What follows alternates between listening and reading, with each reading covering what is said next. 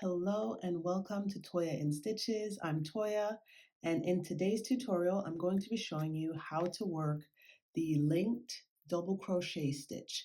It's worked differently from the typical double crochet stitch because you're pulling up loops in your previous stitch to then work your next stitch, which then allows the stitches to stay together when you pull on the fabric.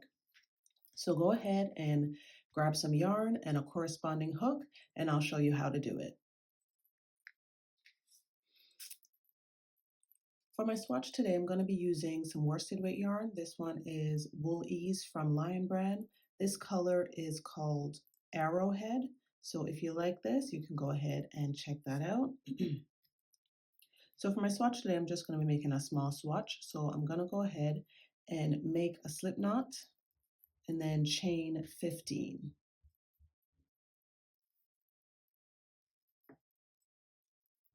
One, 2, 3, 4, 5, 6, 7, 8, 9, 10, 11, 12, 13, 14, 15. All right, so I've got my chain of 15. And to work your first stitch, you're not going to skip any chains. We're going to start working directly into chains. So what our first step will be is I like to work into the bottom bump of my chains usually, but you can go under any loop that you're comfortable with. So you're going to insert your hook in the first stitch from your hook. So you're not going to skip that first stitch, you're going to work into it. You're going to insert your hook into that stitch and pull up a loop. Then you're going to insert your hook into your next chain and pull up a loop. And then now you have 3 loops on your hook. You're going to yarn over, pull through 2, yarn over, pull through 2.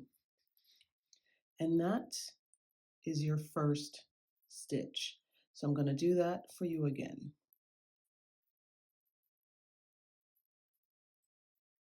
I'll have to redo my last 2 chains. And first step is to insert your hook in your first chain and pull up a loop.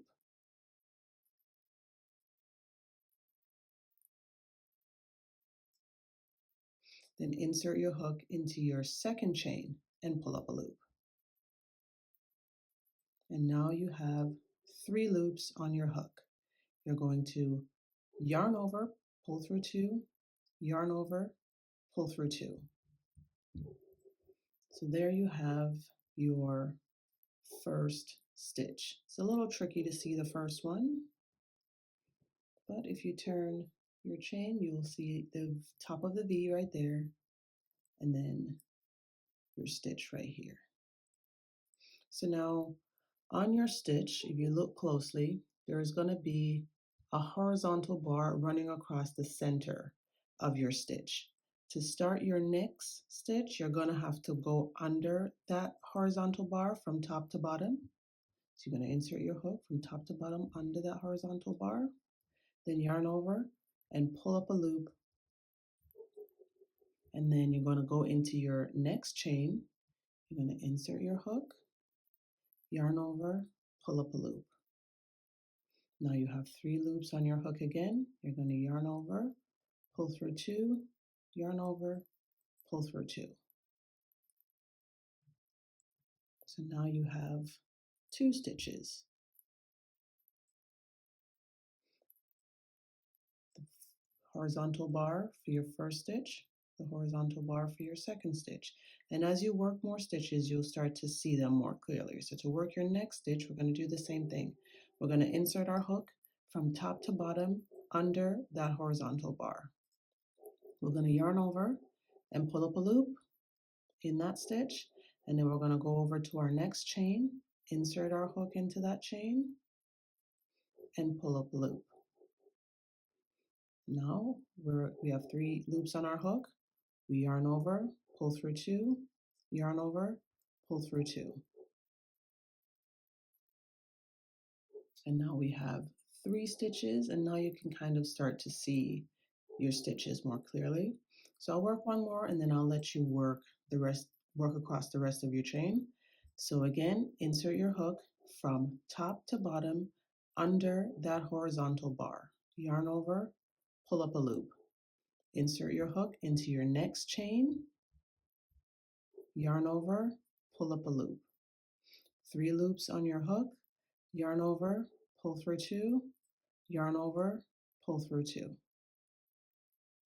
So now you're going to continue working just like that across your chain, pulling up a loop under this horizontal bar and in the next chain to complete your stitch. So continue working your way across the chain, and then I'll come back and show you how to work your row 2. So I finished working my row 1, and this is what it looks like. So now it's time to move on to row 2. So we're going to turn our work, and to chain, we're going to pull up a loop. So this loop on your hook here, you're going to pull it up a little higher than you normally would before you chain 1, because we're going to have to work into it, and that makes it a little bit easier. So now you're going to turn it and insert your hook under the bottom bump of that chain you just made and pull up a loop. And then now you're going to insert your hook into the first stitch, yarn over, and pull up a loop.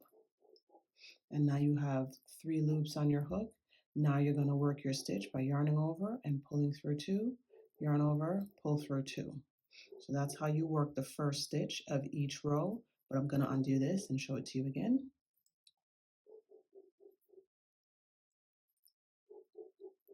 So before you chain 1, you pull up that loop a little bit higher than you normally would, and then chain 1, and then you insert your hook under the bottom bump of that chain and pull up a loop.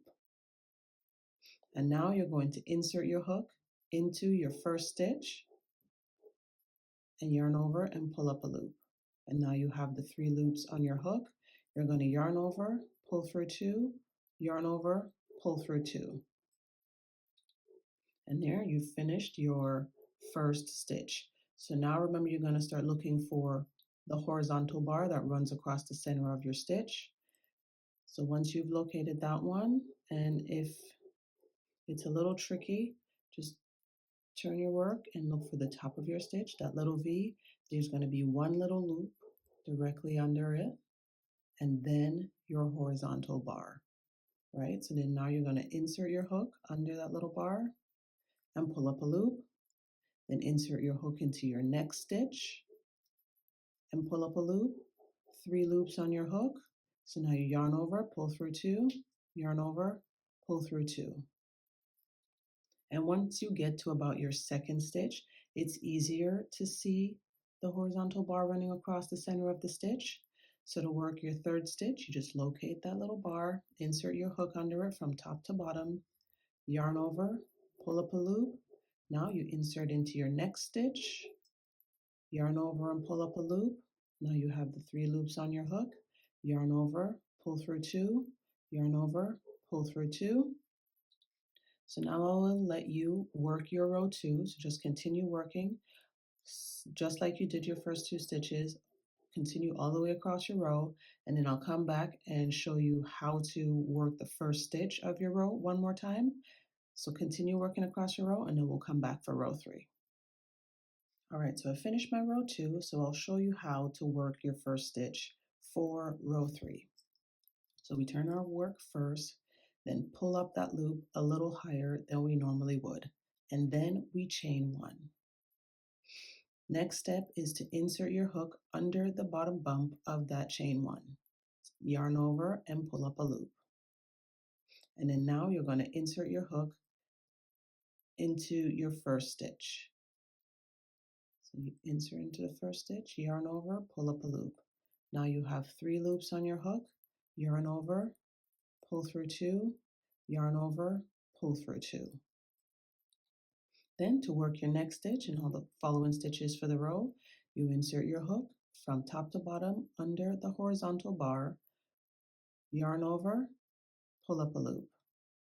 Insert into your next stitch, yarn over, pull up a loop. Yarn over, pull through 2, yarn over, pull through 2. and then you'll continue working just like that for the duration of your swatch or your project. So what I'm going to do is I'm going to continue working my swatch a little bit more. I'm going to work a few more rows and then I'll come back in and show you my finished swatch. All right, so for my little swatch, I've worked about 8 rows here, and I started with like chain of 15, so I think I got 14 stitches. But yeah, the thing I like about this stitch is just like every other row, you get this little line going across it. And then like unlike regular stitches, because you've pulled up a loop in the previous stitch to work your next stitch, when you pull on the fabric, the stitches don't separate, they stay together. And the fabric does still have quite a bit of stretch to it. So I feel this stitch would work really nicely for like blankets or sweaters, anything you don't want to have holes in. It's a nice stitch for that. Like you're trying to make something, but you don't want to have a bunch of holes. This one's really good. So let me know in the comments what you think about this stitch and what kind of projects you would use it for. I hope you like it. Thank you for watching. And if you are new to my channel, please subscribe, like, and share this video. And until next time, take care and bye for now.